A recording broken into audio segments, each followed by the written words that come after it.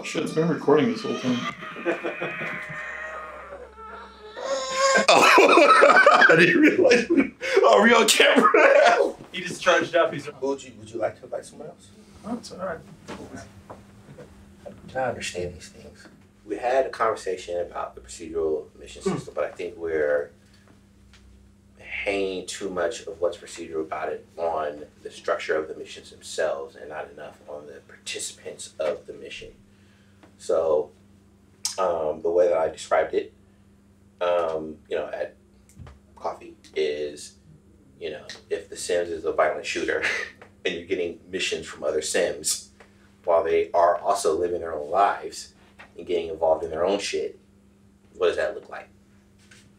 So I think that's the question, and whatever answers come out of that is what we're trying to get to as a game. What's that game? Darkest Dungeon, right? Where they have negative attributes that cause them to do certain things in town or do certain things in dungeons.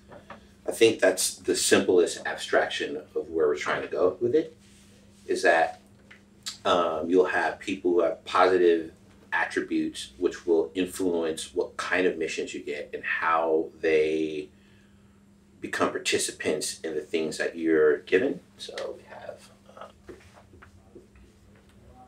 Like if someone is generous, their missions get rolled with a bonus reward, potentially. If someone is petty, maybe they give you half the pay and want you to give part of to them. Or is that basically kind of what you're getting at? Kind of stuff like that. Okay. But whatever the archetype is, it reveals itself to you based on your bond value. So, in life, you'll meet a person and you'll know nothing about them, but the more time you spend with someone, the more you learn the things that make them who they are. Is that literally exposed to you, or is that you just picking up on things they do? I would like it to be you picking up on things that they like to do. Or, yeah. So, an example of that is a character who lies to you a lot. So the missions that you get where you're asked to go do something is never what it actually is. So an active trait would be something that influences, what am I spelling? Influences missions. A passive trait would be something that probably, I would say, maybe influences relationships or some other things. And negative trait is hidden and gets you or them in trouble.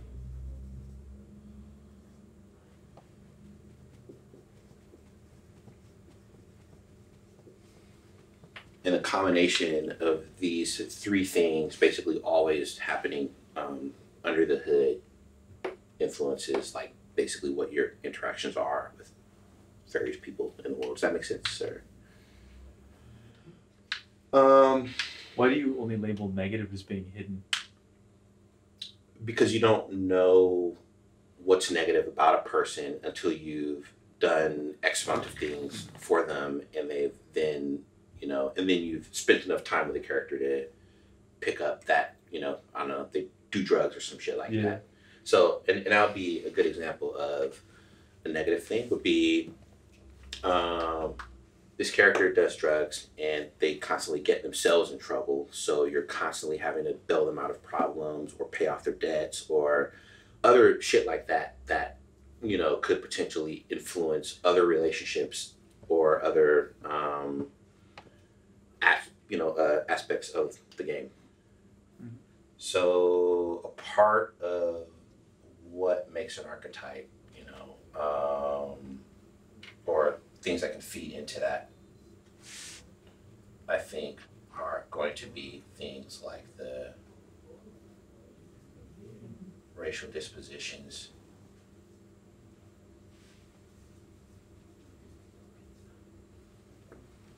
So maybe it's that within this archetype, these every character that we meet basically spawns our own relationship tree, and within that, the character is cycling through their own shit in the background.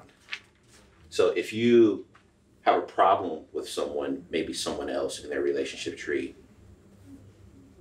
also becomes an adversary. I think if we can figure out this bit, even if we're just doing the same mission over and over and over again, which we don't want to do, but even if we're doing that, like the experiences that you're having are going to be really different because the players involved are different. Yeah. I feel like with this is at least this top portion, I think that's something we almost work backwards with. Like, how do you want the missions to be changed? And then we back that up to like what that catalyst is. Sure. I think that might be a good way to go. So I don't know. Do you have an initial thought around, like you mentioned, if they do drugs, so you realize all those packages you've been transporting probably had drugs in them that whole time. Like, what do you have a concept in your head of like what? So a couple of these sort of things scenarios. are? Yeah. So one would be hidden agenda. I'll just say that. And another one would be.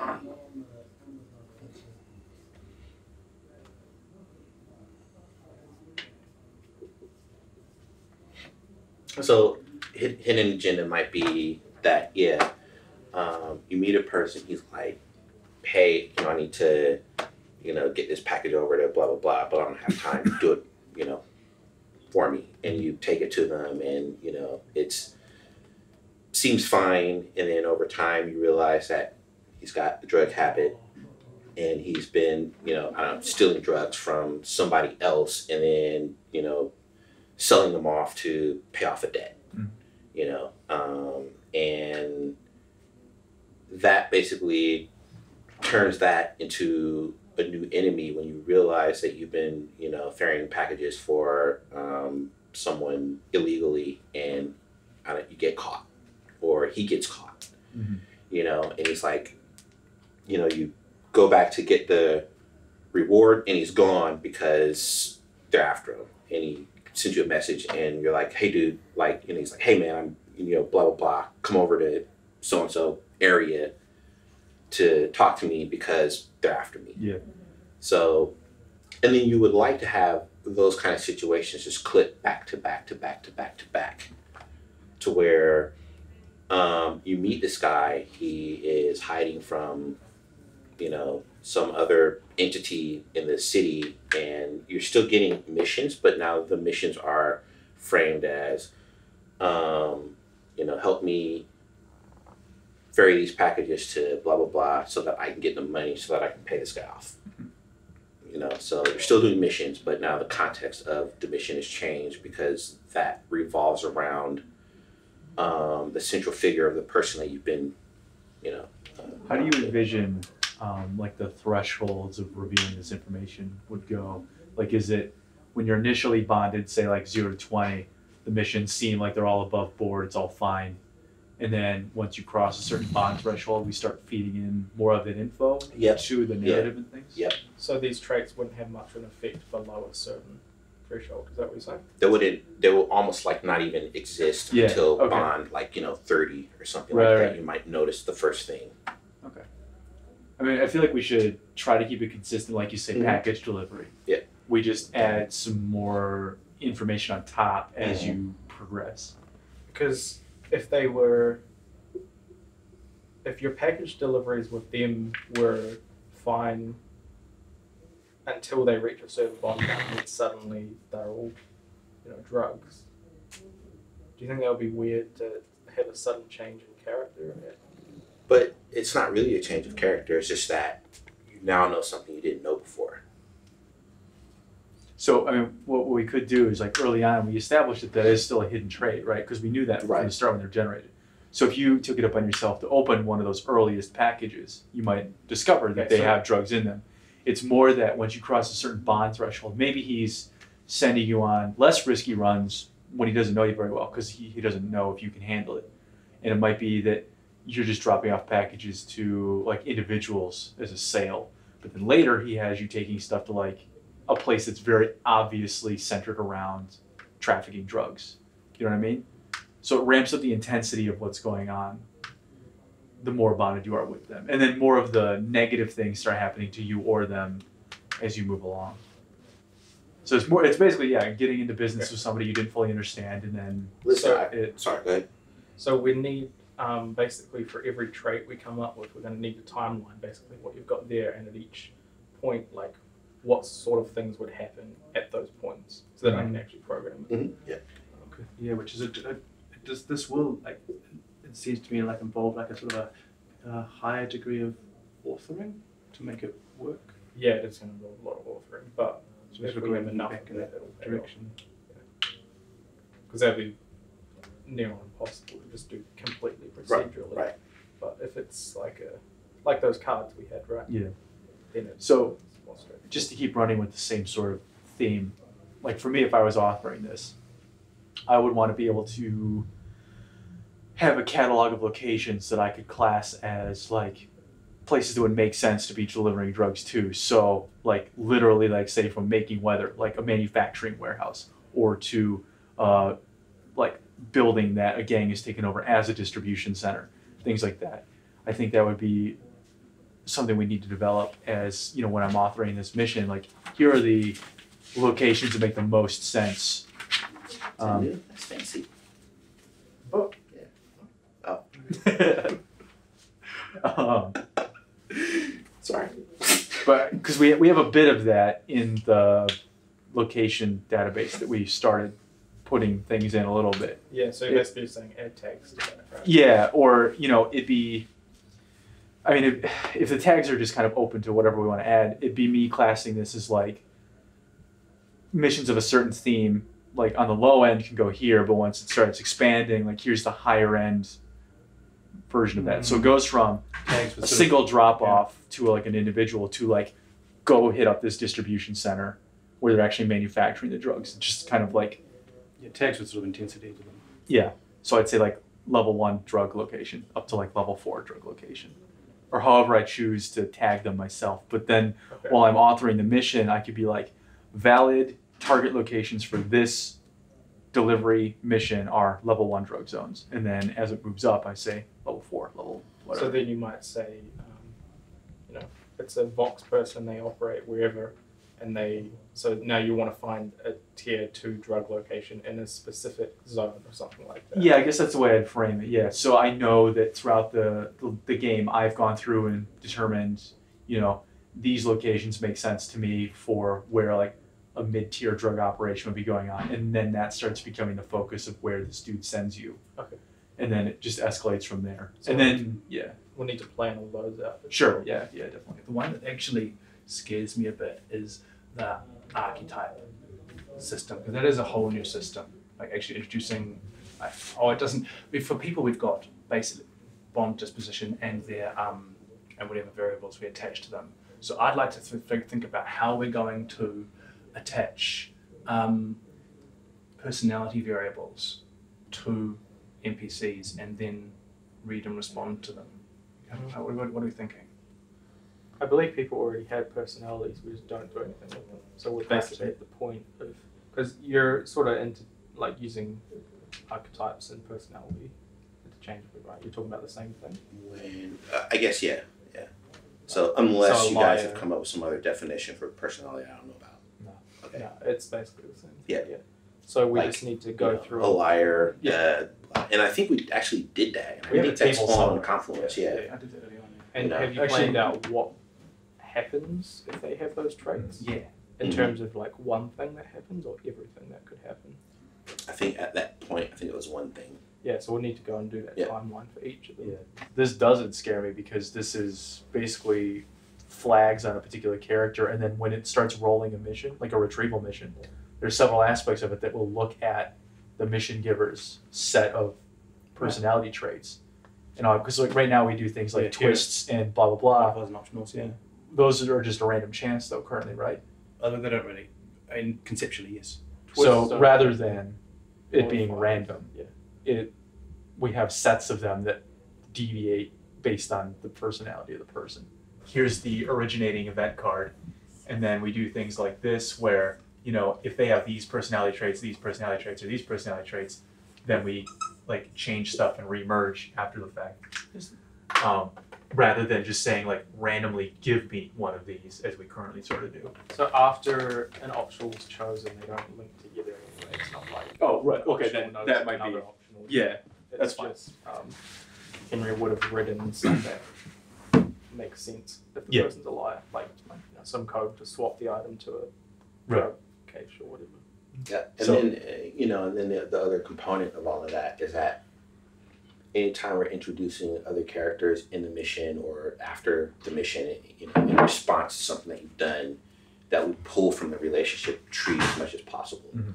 You know, so like a betrayal might be that you're doing, you know, you have been doing things for someone and you realize that it's actually pitting you against somebody else that you already know.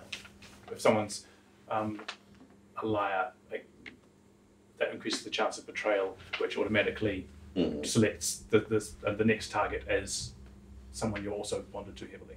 Another thing too is like once we kind of figure out what sorts of things we want, like let's use liar again as an example, what sorts of things we want that to affect. So does it change location of mission actually? Like they'll tell you one location, but it's actually over here. Is it they told you to get a certain thing, but that actually ends up being something else? Like what does that ultimately affect? I think And whether or that's not a it pile gets- of cards, right? No, it is. My Yeah. concern is like communicating that to the player, so they're not like, well, wait, did he lie to me, or is there a bug? Is the mission wrong? Like things like that. Mhm. So I think coming up with ways that the player, once they arrive at these situations, That could understands. be a dialogue exchange that you have with a person at the location. It could be a dialogue exchange that you have when you return to the person, where you can just say like, you know, it wasn't what you said it was. For me, at least, possibly one of the more complex parts of this will be designing that that feedback at the end that responds to the various card plays that have happened during that that mission, because having a dialogue system that will actually read and respond to that is tricky. I mean, it's not impossible, and we've got a quite sophisticated thing existing already, but we need a lot of that's So the that's a plan decent with chunk of that work. is basically the optionals don't interact with each other, like the modifiers and the things that happen, but each one of them is gonna, if something happens, it's gonna add a basically a tag to a list, and then at the end you'll be able to go through that and say like the person lied, you know, wasn't what they said it was, or you know, Okay. got attacked or whatever. So then Sweet. those will be available to you in the dialogue to say. So I just Respond have to to- design a few templates that can absorb whatever these little things will turn out to be. Okay, So and it'll they will something be. along those lines.